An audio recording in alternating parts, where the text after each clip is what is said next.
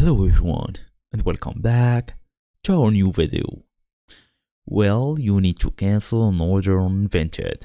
Whether you are the buyer or the seller, it doesn't really matter.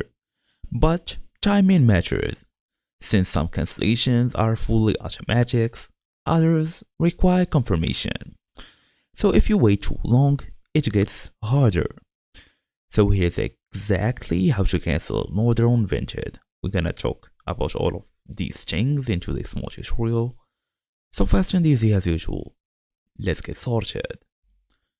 First and first, you should go ahead and open the Vinted app if you are using Android or even iOS.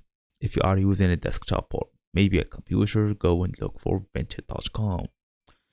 All we're gonna do now is open the website, go all the way, use your email address and password to log in so we can access this dashboard. Then we're gonna go all the way to inbox or this email section here, open the order conversation, then tap cancel order. Choose the reason, whatever reason you want, then confirm the cancellation. But for these sellers, you should open the order in inbox, then tap cancel order, select your reason and confirm. Same steps almost. As for an important note, frequent cancellations may affect your account status, so keep it in mind. You should also cancel as soon as possible.